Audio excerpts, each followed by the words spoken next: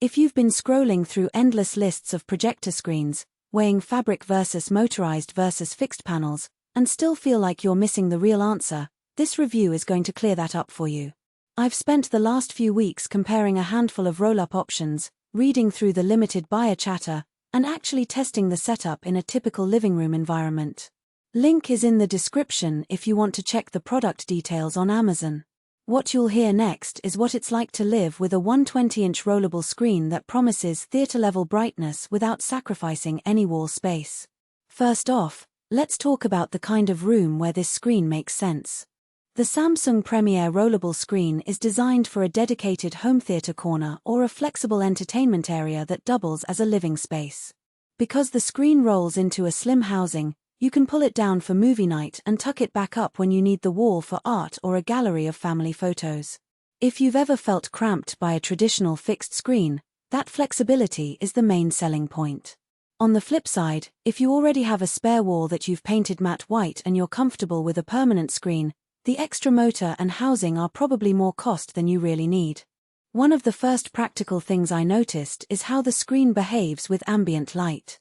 Samsung markets this as an ambient light rejection (ALR) surface, and in real-world tests it does hold up. In a room with a few windows curtained but not fully blacked out, the projected image stays vivid and the whites stay white, without the washout you get on a standard matte fabric. The difference is most noticeable during daytime viewing. The screen's surface reflects the projector's light more efficiently than a plain rollout, which is exactly the claim Samsung makes. If you regularly watch movies after sunset with the lights off, you'll still appreciate the slight boost in contrast, but the ALR benefit becomes a marginal gain. Installation is where the product really shines for the average buyer. The box contains the screen housing, a mounting bracket, and all the necessary hardware. No professional electrician is required, just a drill, a level, and a few screws. The instructions are straightforward: mount the bracket, attach the housing, and plug the power cord into the included outlet. The motorized pull-down is controlled by a single button on the remote or can be wired into a smart home hub if you're feeling fancy. In my test house, the whole process took about 40 minutes, which is a fraction of the time you'd spend hiring a specialist to hang a fixed screen. That ease of setup translates directly into value, because you're saving both money and the hassle of coordinating an installation appointment. Now, let's get into the hidden trade-offs. The screen's housing is about 23 inches deep, which is slim but still protrudes from the wall. In a tight hallway or a room where the wall is already occupied by shelving, that depth could be a nuisance. Also, because the screen rolls onto a motorized reel, you have to be mindful of the casing's location relative to other decor. The screen itself is 120 inches diagonal, which means the viewing distance should be roughly 1,015 feet for optimal picture size. If your room is smaller, the screen could dominate the space and force you to sit farther back than you'd like. That's a practical limitation that a simple spec sheet doesn't always convey. Another practical point is the screen's compatibility.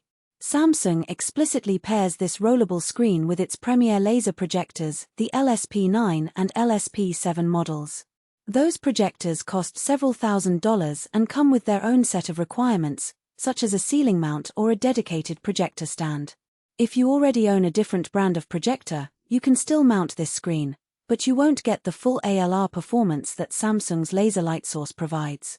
In other words, the best synergy is achieved when you buy both the screen and the compatible projector, which is something to factor into your budget. Who should buy this screen? If you're a home theater enthusiast who values flexibility, you have a room that can accommodate a 10-foot viewing distance, and you're either already invested in or planning to buy a Samsung Premier laser projector, this screen is a natural match. The motorized roll-up gives you that instant cinema feeling without the permanent visual footprint. It also makes sense for people who like to switch between a sleek living room aesthetic and a movie night setup without fiddling with a wall-mounted frame. The value proposition comes from the combination of ALR performance, ease of installation, and the ability to hide the screen when it's not in use. Who should skip it? If you're on a tight budget, the price of a motorized rollable screen plus a high-end laser projector can push you well over the $5,000 mark, which is a stretch for many families. If your viewing space is smaller than 10 feet, a fixed frame or a smaller portable screen would serve you better and,